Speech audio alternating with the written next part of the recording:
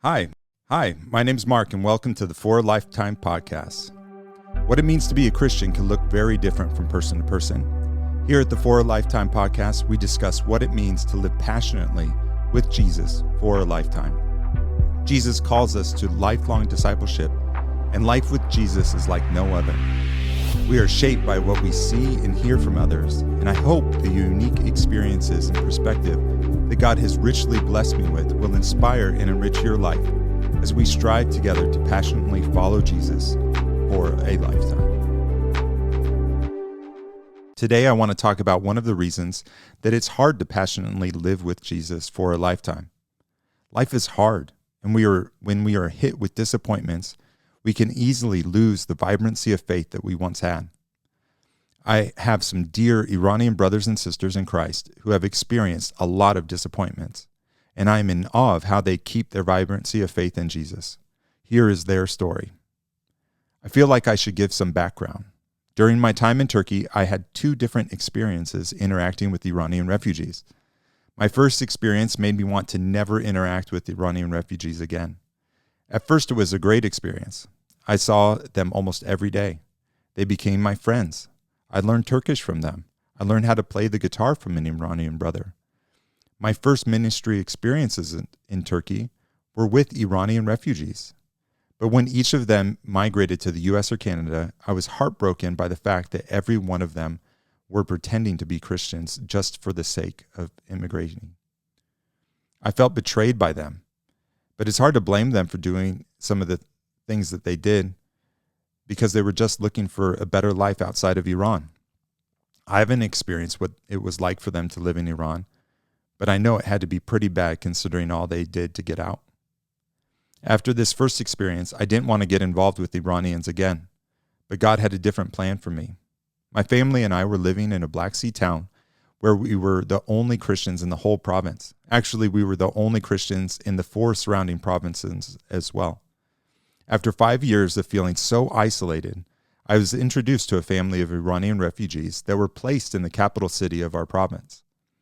I thought that it would be great if we could sing worship songs together and pray together. There was another missionary who had agreed to meet with them. I just wanted to meet with them for fellowship. After the first time we met, the missionary went to the States for a short trip, but then never came back. I kept meeting with this sweet family, and they kept asking me to do more and more things. We first just talked, prayed, and sung songs that we both knew. Then they asked me to play more songs, so I learned them and played them in Persian, which I don't speak. Then they asked me to preach. Someone would translate, so I started to preach to them in English or Turkish, depending on who was going to translate. Eventually, I became the pastor of this growing group of Iranian refugees. Honestly, my heart was always guarded. I didn't want to feel betrayed like I did the first time. Each week, I would learn new worship songs in Persian and then lead them in worship. I would preach and then answer their questions about the sermon, or really about anything they would ask. The man who would later become my co-pastor would bring new people all the time. We were becoming a church, but I would never call it a church. Everyone was so hungry, they sung their hearts out. They were hungry to learn from the Bible, and they enjoyed the community of fellowship. There were problems, though. Some people really hurt others. We addressed the issues, and we continued meeting together. Then a church from the States came to visit us. They had a heart to serve Iranian refugees, so they agreed to pay for us to rent a place to meet as a church. This way, we could invite more people and have a space for the kids. That church then agreed to support the brother who had already started serving voluntarily. We were a good team. He cared for the people day to day, and I preached, led worship, and dealt with big conflicts.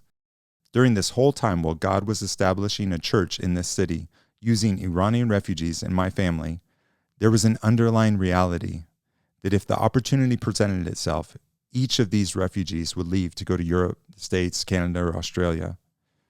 There was an underlying reality that everyone in the church had to work illegally just to make ends meet.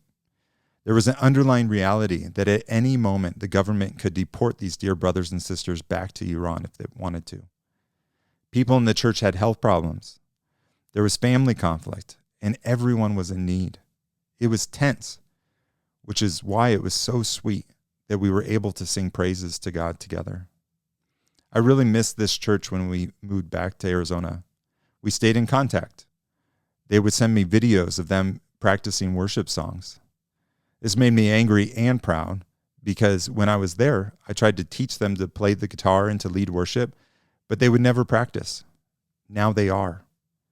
A few of the church members are taking Turkish lessons at the university in order to speak Turkish well enough to share the gospel clearly. Because of the university, there are students from many nations in the city, and the church welcomes them with open arms. They're working hard to share the gospel with anyone who will listen. I'm challenged by these dear brothers and sisters because they face so many disappointments, and yet they still passionately strive to follow Jesus. They do have bad days, but they have hope and serve one another. There are 3 things that stand out to me as I think about what helps them to overcome disappointment. First, they live with gratitude. Second, they're committed to gathering together. And third, they celebrate well. Expressing gratitude is part of Persian culture. Saying thank you and phrases expressing gratitude might be a thing that they just say because of ritual, but it affects them. The cost of living in Turkey has skyrocketed since COVID. Everyone in Turkey is hurting from the cost of rent to the cost of bread. My friends do complain a lot about inflation, which seems right to me, but they are still thankful for what they have. I feel so overwhelmed when I hear about their situation, but they smile and tell me stories of the good things that are going on. They're excited to tell me about how they got to sing a Turkish worship song for their class at the university. They're thankful for the small apartment that they rent after they had to move out of the standalone house that they were renting because the roof blew off in a storm and all their furniture was destroyed. They are thankful that their parents, who are back in Iran, have come to faith in Jesus. Their gratitude reminds me of the woman who discipled my wife when we were first married. This woman had endured really difficult circumstances, but she would write these thank you lists to God in order to ward off depression. She would thank God for the flowers in her garden, for things that seemed so little or givens. Her example has helped me over the years.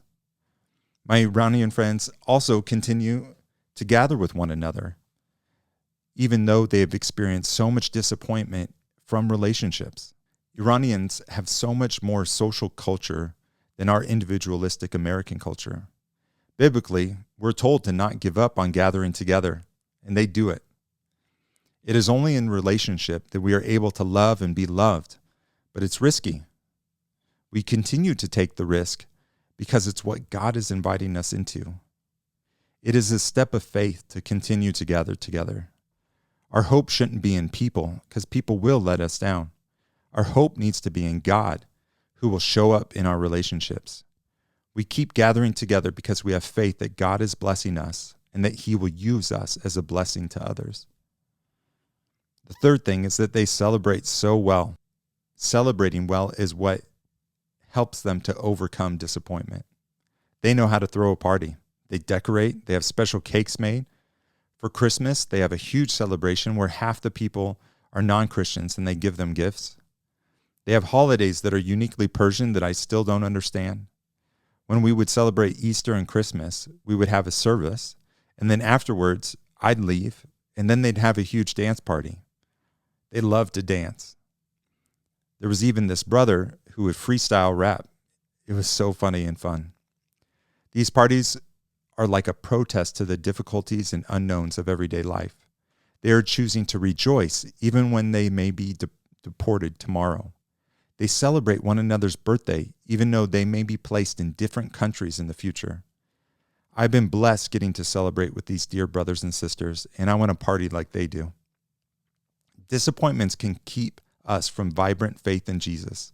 Sickness, loss, difficulties are all disappointments. They cause us to question God's goodness and trustworthiness. He is faithful and good. I'm encouraged by the way my Iranian brothers and sisters continue to passionately follow Jesus in the midst of disappointments. Their gratitude, commitment to gather with one another, and skill in celebration are examples to me on how to keep passionately following Jesus. I hope they've encouraged you too. This has been the For a Lifetime podcast.